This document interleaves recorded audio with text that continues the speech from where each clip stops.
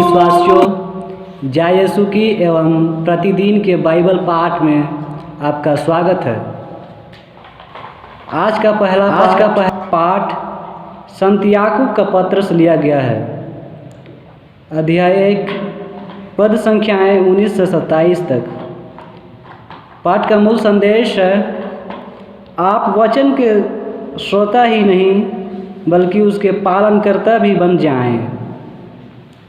प्रिय भाइयों, आप यह अच्छी तरह समझ लें, प्रत्येक व्यक्ति सुनने के लिए तत्पर रहे, किंतु बोलने और क्रोध करने में देर करे, क्योंकि मनुष्य का क्रोध उस धार्मिकता में सहायक नहीं होता जिसे ईश्वर चाहता है। इसलिए आप लोग हर प्रकार की मलिनता और बुराई को दूर कर नम्रतापूर्वक ईश्वर का वचन ग्रहण कीजिए, जो आप में रोपा गया है और आपकी आत्माओं का उद्धार करने में समर्थ है। आप लोग अपने को धोखा नहीं दें, वचन के श्रोता ही नहीं बल्कि उसके पालनकर्ता भी बन जाएं। जो व्यक्ति वचन सुनता है किंतु उसके अनुसार आचरण नहीं करता, वह उस मनुष्य के सदृश है जो दर्पण में अपना चेहरा देखता है। वह अपने को देखकर चला जाता है और उसे याद नहीं रहता कि उसका अपना स्वरूप कैसा है। किंतु जो व्यक्ति उस संहिता को जो पूर्ण है और उसे स्वतंत्रता प्रदान करती है ध्यान से देखता और उसका पालन करता है, वह उस श्रोता के सदृश नहीं जो तुरंत भूल जाता है, बल्कि वह कर्ता बन जाता और उस संहिता को अपने जीवन में चरितार्थ करता है। वह अपने आचरण के कारण धन्य होगा। यदि कोई अपने को धार्मिक मानता है किंतु अपनी जीभ पर नियंत्रण नहीं रखता, तो वह अपने को धोखा देता है और उसका धर्माचरण व्यर्थ है। हमारे ईश्वर और पिता की दृष्टि में शुद्ध और निर्मल धर्माचरण यह है, विपत्ति में पड़े हुए अनाथों और विधवाओं की सहायता करना और अपने को संसार के दूषण से बचाए रखना। प्रभु की वाणी। ईश्वर को धन्यवाद।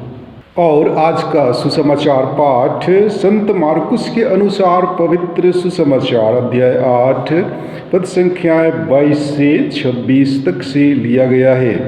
वचन कहता है, यीशु और उनके शिष्य बेतसाइदा पहुँचे। लोग एक अंधे को यीशु के पास ले आए और उन्होंने यह प्रार्थना की कि आप उस पर हाथ रख दीजिए। वह अंधे का हाथ पकड़कर उसे गांव के बाहर ले गए। वहां उन्होंने उसकी आंखों पर अपना थूक लगाकर और उस पर हाथ रखकर उससे पूछा, क्या तुम्हें कुछ दिखाई दे रहा है? अंधा कुछ देखने लगा था, इसलिए उसने उत्तर दिया, मैं लोगों को देखता हूँ, वे पेड़ों जैसे लगते पर चलते हैं। तब उन्होंने फिर अंधे की आँखों पर हाथ रख दिए और वह अच्छी तरह देखने लगा। वह चंगा हो गया और दूर तक सब कुछ साफ साफ देख सकता था।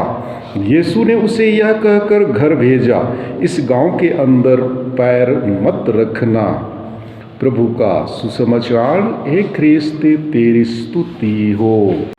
प्यारे मसीही विश्वासियों, शारीरिक और आध्यात्मिक विकलांगता हम सबों को पंगु बना सकती है।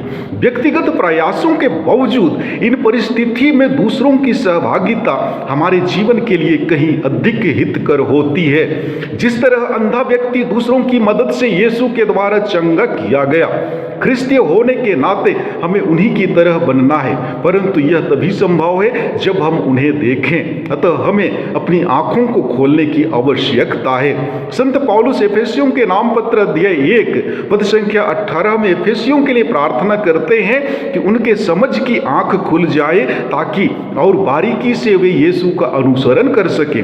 हमारे जीवन में भी ऐसी बहुत सी चीजें हैं जिनकी जानकारी बहुत ही कम है। इस परिस्थिति में हमें उस अंधे व्यक्ति की तरह उत्सुक होना है ताकि हम यीशु के समक्ष पहुंच सकें। साथ ही साथ हम लोगों को उन लोगों के लिए भी प्रार्थना करनी चाहिए जो आध्यात्मिक दुविधा में फंसे हैं, ताकि ईश्वर उनकी दुविधाओं को दूर करे। प्यारे भाइयों एवं बहनों, बेतसैदा का अंधा व्यक्ति यीशु के द्वारा चंगा किया जाता है। यह घटना सिर्फ मार्कुस के सुसमाचार में हम पाते हैं। इस सुसमाचार में हम देखते हैं कि यीशु की सेवा भावना, प्यार एवं दया लोगों के लिए शुरू से थी। इसलिए अंधे व्यक्ति को देखकर यीशु दया से द्रवित हो उठते हैं। यीशु खुद अंधे के पास जाते नहीं हैं, लेकिन अंधे के मित्र, परिवार वाले और रिश्तेदार उनका हाथ पकड़कर लाते हैं। तब उनके दोस्तों, उनके विश्वास, उनकी जरूरत और उनके परिवार के लिए यीशु उन्हें चंगा करते हैं। जिस तरह लोगों ने अंधे व्यक्ति को पकड़कर यीशु के पास आने में मदद किया, उसी तरह हमें भी लोगों की सेवा करनी चाहिए। प्यारे भाइयों एवं बहनों, आज के पहले पाठ में हमने याकूब को यह कहते हुए सुना, आप लोग अपने को धोखा नहीं दें, वचन के श्रोता ही नहीं बल्कि उसके पालनकर्ता भी बने। जो व्यक्ति वचन सुनता है किंतु उसके अनुसार आचरण नहीं करता, वह उस मनुष्य के सदृश है जो दर्पण में अपना चेहरा देखता है। इसी के आधार पर तिमोथी के नाम संत पौलुस के दूसरे पत्र अध्याय 3 पद संख्याएं 16 और 17 में वचन कहता है, पूरा धर्म ग्रंथ ईश्वर की प्रेरणा से लिखा गया है। वह शिक्षा देने के लिए, भ्रांत धारणाओं का खंडन करने के लिए, जीवन के सुधार के लिए और सदाचरण का प्रशिक्षण देने के लिए उपयोगी है, जिससे ईश्वर भक्त सुयोग्य और हर प्रकार के सत्य कार्य के लिए उपयुक्त बन जाए। विधि विवरण ग्रंथ अध्याय 13 पद संख्या 5 में वचन कहता है, तुम केवल प्रभु अपने ईश्वर का अनुगमन करो, उस पर श्रद्धा रखो, उसके आदेशों का पालन करो, उसकी बात मानो, उसकी पूजा करो और उसके अनुयायी बने रहो। इसीलिए संत याकूब हमें सलाह देते हुए कहते हैं कि आप वचन के श्रोता ही नहीं बल्कि उसके पालन करता भी बने। आमीन।